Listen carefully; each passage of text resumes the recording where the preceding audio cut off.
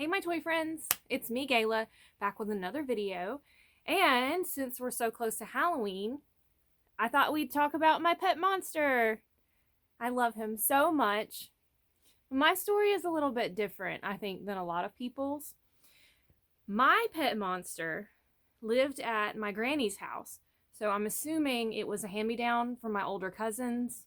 I went through most of my life not knowing that there was a My Pet Monster franchise, that there was a cartoon. I didn't know any of that. I didn't even know who he was. He was just the big stuffed monster that lived at my granny's house. And sadly, in 2005, after I finished my first week of junior college, Hurricane Katrina hit and kind of ruined my life for a little while and took most of my possessions, wiped out my house, the things I had at my mom's house, and also it flooded my granny's house. So if the My Pet Monster I had as a child did not wash away, it was probably discarded because we had a very big problem with mold after Hurricane Katrina. Actually, I'm really weird about mold to this day. Like, I'm very afraid of it because it was just everywhere. Everything got moldy. We had to fight the mold, and then for years people still had problems with like the type of drywall that they replaced with, and it was just a mess. I mean, it was a disaster. So I did not know what My Pet Monster was until I became really active in toy collecting and having a toy collecting page and interacting with other collectors. I started to see him and I learned what he was. And I also was like, man, I had that. I would love to have another one of those. That was my friend. And I got to looking for one, and they're pretty expensive. So I didn't think that I would ever have one. Lucky for me, I found this friend on Facebook Marketplace, of all places. I don't really purchase on Marketplace a whole lot, but I was able to get him for like a third of what they normally go for, and from the original owner. So I feel like I adopted him, like I'm his caretaker, and I love him so much. I'm so happy to have my childhood friend back.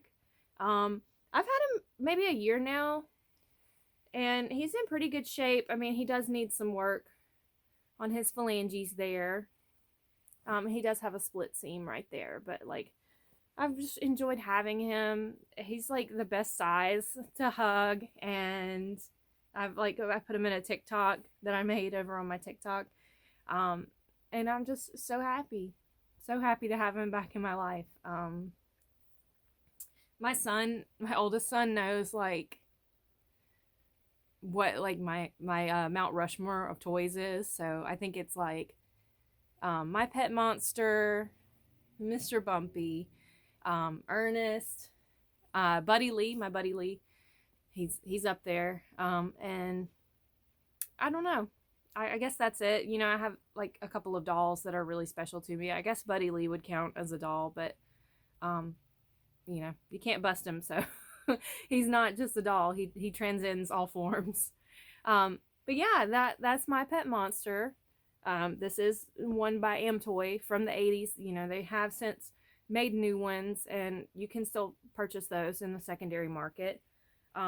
They do look a little bit different than the newer ones, and for me personally, like, I wanted the one I had in childhood. But if you didn't have that experience and you just want a My Pet Monster, the reproduction ones are fine. They're really nice, and they're cute. You know, their faces are a little bit different, but they're still adorable, and they still have this kind of charm. I don't know that he was ever meant to be like scary, but you guys know when I was a kid, I loved like Goosebumps and ghost stories and monsters and the Addams Family and Tales from the Crypt. So of course this was right up my alley, and I really had no idea what he was. I still haven't watched the cartoons. I've seen the intro to the cartoon with the little song, and that's sweet and cute, and I really enjoy it. But I just love my Pet Monster so much, and I certainly wasn't making this video to like brag, because I know they can be expensive. You know, it took me a long time to find one that I could afford at a price that I was happy with. If you have the means to get one, just for what they usually sell for, that's great. I'm happy for you.